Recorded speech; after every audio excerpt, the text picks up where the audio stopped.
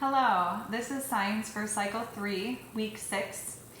Today we will be finishing off talking about our senses by talking about our ears and our sense of hearing. So I'd invite you to go ahead and start with the Bible verse at the top of your lesson and talk about the importance of hearing in the spread of the gospel, that we need to hear the gospel message in order to understand and to believe in Jesus. So I'd invite you to encourage your students that they can be part of that by sharing the message of Jesus and about what he has done with their friends and family members so that they may hear as well. And then we can transition into our scientific method and into our experiment. So our question today is how well we can tell which direction a sound is coming from. And then we'll also talk a little bit about the fluid in our ears and how that influences our sense of balance. So for the first experiment, there's some images of the ear and the inner workings of the ear that you can refer to as you kind of describe what's going on in the human ear, how sound is transferred from the outer ear into the middle ear and kind of magnified and then into the inner ear, and then how that sound is transmitted through your auditory nerve into your brain so that it can be interpreted.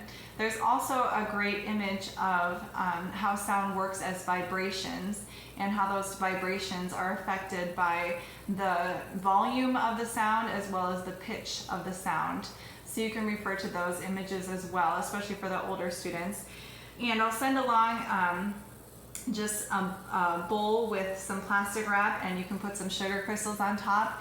It's pretty cool. I won't do it right now because it'll be really loud into the camera, but if you are near it and you make a loud noise, you can actually see the sugar crystals vibrate on that plastic wrap. And so your students can try out making those sugar crystals vibrate, which demonstrates that sound is actually vibrations moving through the air. So you can do that as you talk about your research about the ear and how the ear works and how those vibrations are kind of routed into our ears and then magnified and transmitted to our brain so that they can be interpreted as the noises that we hear in the world around us. For our first experiment, super simple, you're going to ask for our first volunteer to sit on a chair in the middle of the room while everyone watches, and put on a blindfold or cover his or her eyes and close them. And then you are just going to snap your fingers over their heads, in front of their heads, behind their heads, anywhere, as long as you are maintaining about an equal distance away from their ears the whole time and equally between their two ears. And as you're doing that, you want to ask the student which side they hear the sound coming from and which direction they hear the sound coming from. And they should observe, as you do this with students in progression, as you have more volunteers, they should observe that when they're not able to see where the sound is coming from and when it is equally distant from both their ears, it's a little bit tricky to tell which direction the sound is coming from.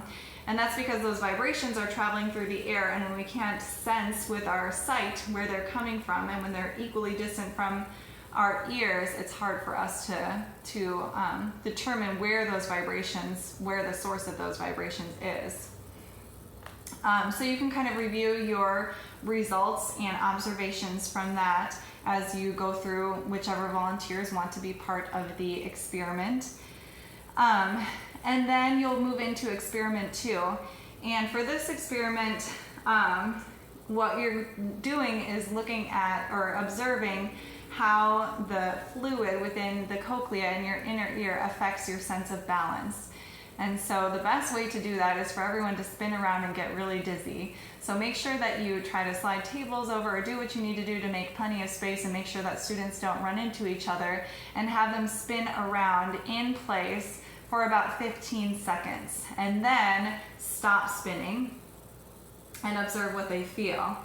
I wouldn't do too much having them walk forward or anything like that. Try to have them just kind of stand still or sit down and sit still and observe what they feel and what they're experiencing. And ask them if there's anything different about their vision, if they're feeling dizzy, and then ask them to let you know when they stop feeling dizzy.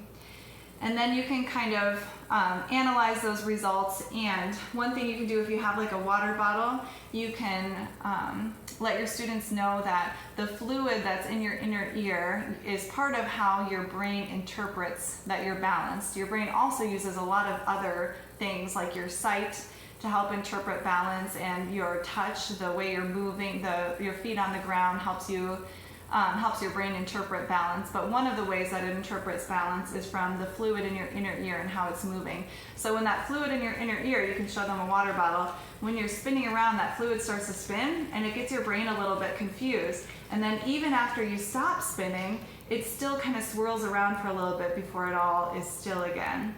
So when your students stopped spinning, they still felt dizzy for a little bit because the fluid in the cochlea within their inner ears was still kind of swirling around. And the sensation or the amount of time that it takes to stop feeling dizzy might be different for different people, depending on their anatomy and the way that their brain is sensing that fluid in their ears.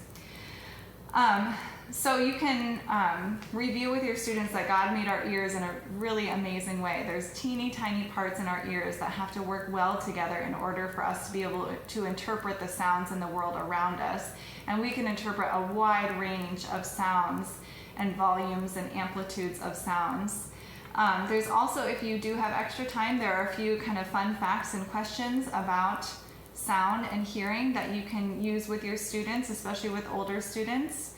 And I think that is it. And next week we will start talking about our organs and body systems. All right, thank you.